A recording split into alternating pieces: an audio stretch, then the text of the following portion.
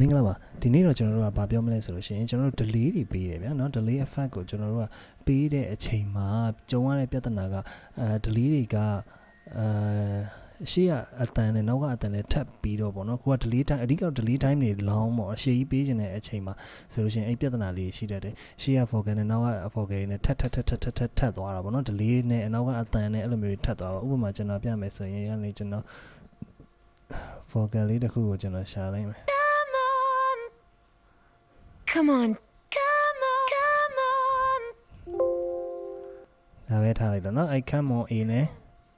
come on B နဲ့နော် Come on. အဲ့ I come on A နဲ့ come on B နဲ့ကြားထဲမှာကျွန်တော် delay ပေးဒီ come on ကို delay ပေးတဲ့အချိန်မှာဒီ come on A ကအတန်ကြီး come on B ရောက်တဲ့အချိန်ကြီးပါနေတယ်အဲကြရင်သူက delay တန်လေးရှုပ်သွားမယ်ဥပမာကျွန်တော်ပြမယ်ဆိုရင်ကျွန်တော် delay ကို long delay ပေါ့အဓိကတော့ဖြစ်တဲ့အချိန်မှာ long delay ပေးတဲ့အချိန်မှာများတယ်ဗျာ missing ဆိုတဲ့အချိန်မှာတချို့ကျ long delay ရော short delay ရောပေးကြတာပေါ့နော်အဲ့လိုမျိုးတွေမှာကျွန်တော် long delay ပေးတဲ့အချိန်မှာအဲ့လိုတိုင်ပတ်တဲ့ကိစ္စလေးတွေကိုကျွန်တော်အနေနဲ့ကျွန်တော်ပြောချင်တယ်အဲ့တော့ okay ကျွန်တော်တို့နော်ကြည့်အောင် Come on. Come on. Come on. Come on. Come on. အဲ့လိုမျိုးဖြစ်သွားတယ်အဲ့တော့ရှုပ်သွားတယ်နော် delay တွေရှုပ်သွား shock delay ပေးတဲ့အချိန်မှာတော့ကိစ္စမရှိဘူးနော် shock delay time တိုတဲ့အချိန်ဆိုရင်တော့အဲ့လောက်ကိစ္စမရှိဘူး Come on. Come on. Come on. Come on. နော်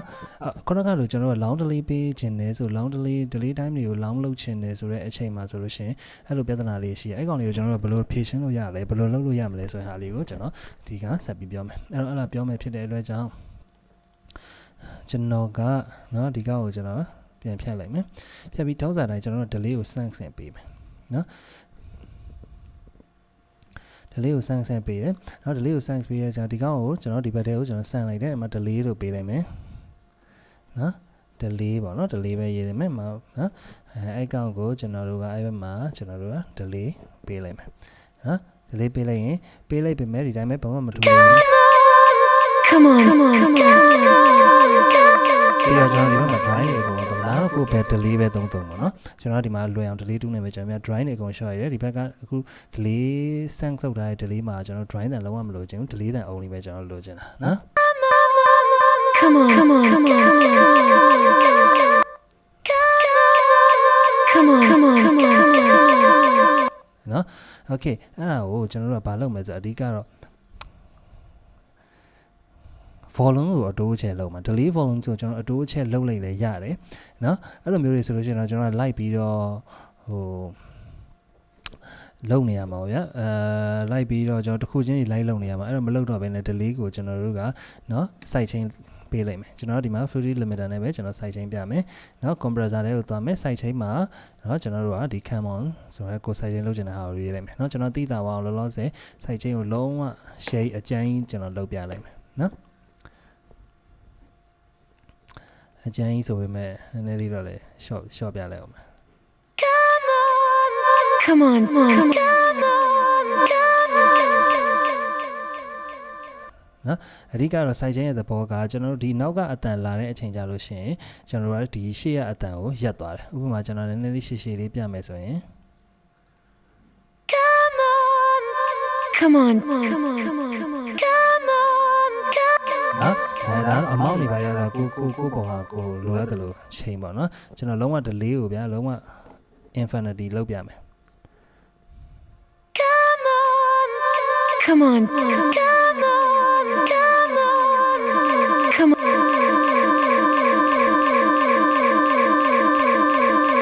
လုံးဝမရက်ဘူးနော် delay တိုင်းဘာလို့ကျွန်တော် delay တိုင်းကိုလုံးဝ long ကြီးလောက်ထားရတော့ကျွန်တော်လုံးဝမရက်ဘူးဒါပေမဲ့ကျွန်တော် play လုပ်ပြီးတော့ vocal ဝင်လာချိန်ပြန်ရက်သွားလိုက်မယ်ကြည့် Come on. နော်သိတာအောင်ကျွန်တော်နည်းနည်းလေးရှည်လေးကျွန်တော်လုပ်ပြမယ်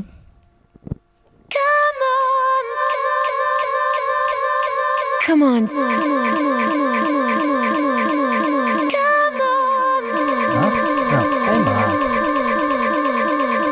အဲ့ဒါတော့ကိုယ့်ရဲ့ပုံမူတည်ပြီးတော့ကျွန်တော်တို့က အဓိကတော့ကျွန်တော်တို့ vocal ပေါ်မှာဒီ delay သွားပြီးနှောက်ယှက်တာမလို့ချင်းအဲ့တော့ကိုက delay တန်လေးနည်းနည်းလေးလိုချင်သေးတယ်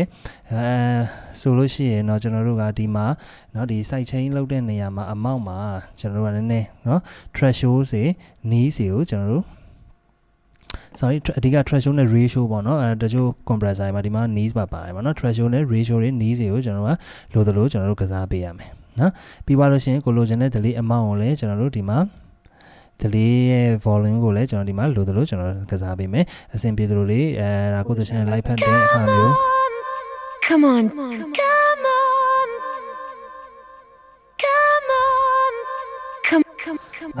ကိုသချင် live ဖတ်တယ်လို့မျိုးကျွန်တော်တို့ကအဲ့လိုမျိုးလေး delay ကို side chain လုပ်ပေးမယ်ဆိုလို့ရှိရင်ကျွန်တော်တို့ရဲ့ delay ရဲ့အတန်တွေကကျွန်တော်တို့ရဲ့